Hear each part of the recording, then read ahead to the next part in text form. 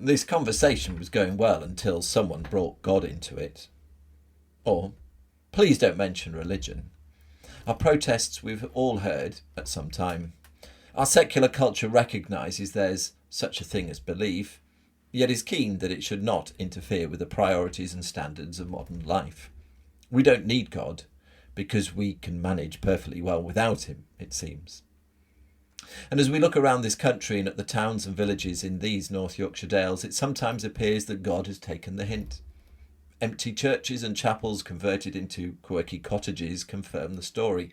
God has left the building, and we are better off without him. Now, I do have a great deal of sympathy with the many in my generation who walked away from the religion of their parents and who struggle to believe that the God who was worshipped here in years past is relevant today. Many of us, on entering adulthood, moved away to study and to work in places where there were more opportunities.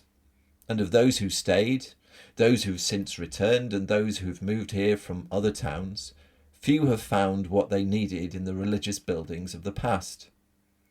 But yet, as I drive along our Dales roads and speak with you, its people, it's clear to me that Yorkshire remains God's own county, and God is still in this place. 2024 marks the 250th anniversary of the founder of Methodism, John Wesley's, second visit to the town of Richmond. It was his preaching and the spiritual revival which was associated with it that resonated in the lives of many of the Dales people. They built meeting rooms and schools and became a force for good and a focus for community in almost every village, alongside their friends and neighbours who gathered in the parish churches. But these days are gone. In recent weeks, a number of you have asked me what I believe God has in store for Bedale and for the Dales for this new year. And it's a great question, and yet not one that is easy to answer. But I must respond first of all by saying that contrary to popular belief, I see no evidence that God has left the building. The writer of Psalm 24 declares that the earth is the Lord's and everything in it, and that includes this beautiful part of Yorkshire. The Jewish writer Paul, in a letter that can be read in the New Testament of the Bible, reminded his friend Timothy that it is God's desire that everyone should come to know him through Jesus, who gave himself to save us all.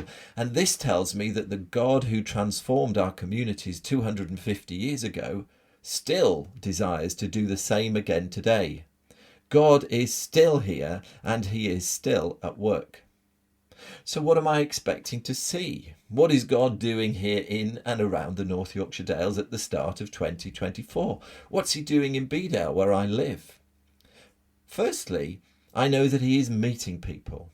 He is present with those who call on his name. He's in the answered prayers of those who trust that he can meet them in their need. He is comforting those of you who have lost someone.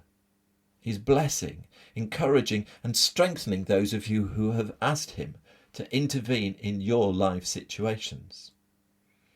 Now, maybe if you've never met him, may I encourage you just to ask him to make himself known to you, because I've never known him refuse.